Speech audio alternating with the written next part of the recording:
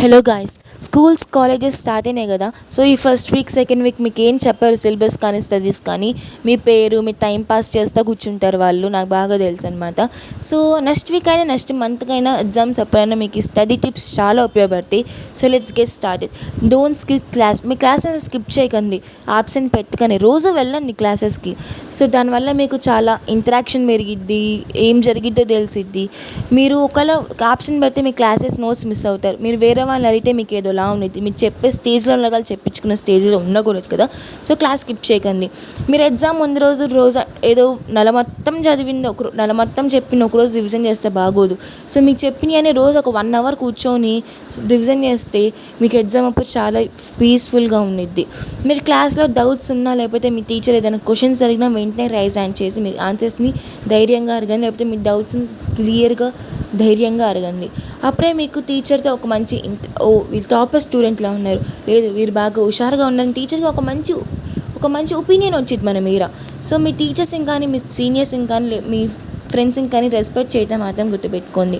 మీ materials అంటే మీకు pens, pencils etcetera ఇవన్నీ మీరు చదువుకునేటప్పుడు మీ పక్కన పెట్టుకోండి. అప్పుడే మీకు స్టడీ నుంచి డిస్ట్రాక్ట్ అవ్వకుండా మీకు యూస్ఫుల్గా ఉంది. మీకు కావాల్సిన డిస్ట్రాక్షన్స్ అంటే ఫోన్, ఇన్స్టాగ్రామ్, చదువుకునేటప్పుడు డిస్ట్రాక్ట్ చేయండి. మీరు చదువుకున్నప్పుడు మీరు చక్కగా ఫోన్ యూస్ చేసుకోవచ్చు, కానీ స్టడీస్ అప్పుడు ఫోన్ యూస్ చేయకండి. సో నైట్ అంతా చదవద్దు, ఒక నైట్ అంతా ఒక మినిమం టైం పెట్టుకొని చదవండి. ప్రాపర్ స్లీప్ ఇంపార్టెంట్ కదా. మీరు మార్నింగ్ అంతా హుషారుగా చదవాలంటే night sleep is very important. So night అంతా చదవకూడదు. సో బెడ్ మీద అస్సలు చదవకూడదు. మీరు చాలామంది చూస్తూ ఉంటాం, బెడ్ మీద నిద్రపోయి చదువుతారు, లేకపోతే కూర్చొని చదువుతారు, ఎత్తాబత్తా కూర్చొని చదువుతారు. సో బెడ్ మీద చదవడం వల్ల మీకు ఒక బ్యాడ్ హ్యాబిట్లా తయారైద్ది.